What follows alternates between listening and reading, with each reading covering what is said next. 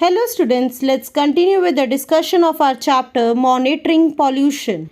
The specific objective of today's topic is water pollution. Students, water pollution is defined as the contamination of water bodies.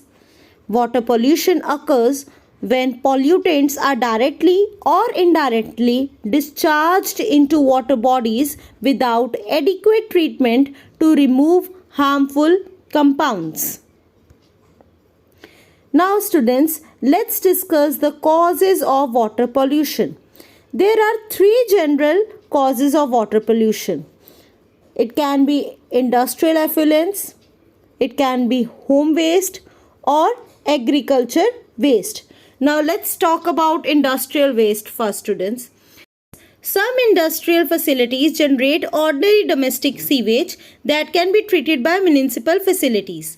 But some other industries generate wastewater with high concentration of conventional pollutants. Example, oil, grease and other types of toxic pollutants too, that is heavy metals, volatile organic compounds. So that causes water pollution. Next cause of water pollution is the waste which is generated at home. Students, that is termed as sewage. Sewage is the term used for waste water that often contains fecal matter, urine and laundry waste. Students, there are billions of people on earth, so treating sewage is a big priority. Sewage disposal is a major problem in developing countries as many of the people in these areas don't have an access to sanitary conditions and clean water. So that causes water pollution. Another cause of water pollution is agricultural waste. Students, most of the agricultural runoff and chemical fertilizers used in farming end up in the water bodies.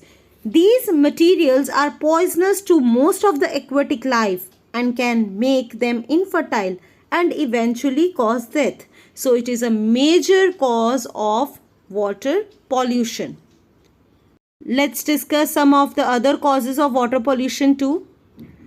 Water pollution can be caused by oil spill, oil pollution, nuclear waste, wastewater, household waste, as we have discussed as sewage waste, industrial waste, we have discussed water table, use of pesticides, intensive farming, animal dung and septic tank.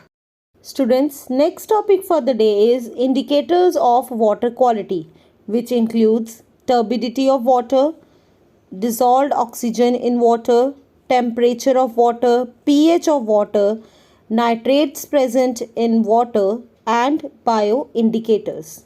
So let's start with the discussion of indicators of water quality in detail. First is turbidity. Turbidity is the measure of the degree to which water loses its transparency due to presence of suspended particulates. You can see the picture here which is explaining turbidity nicely. This is water with low turbidity as it is transparent, and as the pollutants are being entering into the water, you can see the turbidity is increasing since its transparency is decreasing. Some causes of increased turbidity. First is increased levels of phytoplankton, that is aquatic plants. Next is sediment from erosion. Third is resuspended sediments from the bottom. Fourth is waste discharge. Fifth, algae growth. And the last one is urban runoff. Now a question arises, what are the results of high turbidity? Students, high turbidity increases the absorption of sunlight, thus making the water warmer.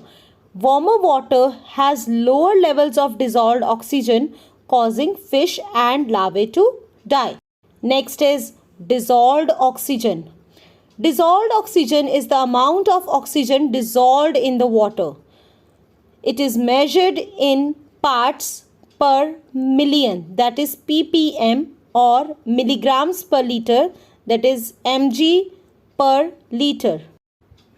Students, each aquatic animal has got its different dissolved oxygen needs. Dissolved oxygen is essential for a healthy aquatic ecosystem. Fish and aquatic animals need oxygen dissolved in water to survive. Next water indicator is pH. Students, pH is the measurement of hydrogen ion concentration in water and is commonly used to describe the acid or base balance of water. A pH of 7 represents that water is neutral. A pH number between 0 to 7 is acidic and pH number between 7 to 14 is basic. Next is bioindicators. Students, macroinvertebrates found living in water that are sensitive to pollution. These are the organisms or chemical markers or biological processes whose change points to altered environmental conditions. Next is students, eutrophication. Eutrophication is the addition of excess nutrients such as nitrates and phosphates to water. The main source of these excess nutrients is fertilizers. The chemical fertilizers which are being sprayed on the plants, and at the end they are reaching to the water bodies, contaminating the water bodies. These nutrients promote excessive growth of algae also. Now when there is an excessive growth of algae, that defines eutrophication. As the algae die and decompose, high levels of organic matter and the decomposing organisms reduce the level of dissolved oxygen in water, which is resulting in eutrophication. Another important topic which comes under water pollution is that what is BOD and what is COD. BOD term refers to biological oxygen demand. It is amount of oxygen required for bacteria to decompose organic matter. That means it is a measure of the quantity of oxygen which will be used by microorganisms in the oxidation of organic matter. Now next is what is COD. That is amount of oxygen required to chemically oxidize both matter to water and carbon dioxide. That is, it is a measure of the capacity of water to consume oxygen during the decomposition of organic matter and the oxidation of inorganic chemicals such as ammonia and nitrite. Next is students, differences between BOD and COD. Students, BOD measures biodegradable organics, whereas COD measures biodegradable and non-biodegradable organics present in water. BOD uses oxidizing microorganism, whereas in COD we use a strong chemical agent, that is potassium dichromate in combination with boiling sulfuric acid. Students, BOD is affected by toxic substances, whereas COD is not affected by toxic substances present in water. BOD is affected by temperature of water, whereas COD is not affected by temperature of water. The incubation period is 5 days for BOD. That means it takes 5 days for BOD testing, whereas the process of COD completes up in 2.5 hours.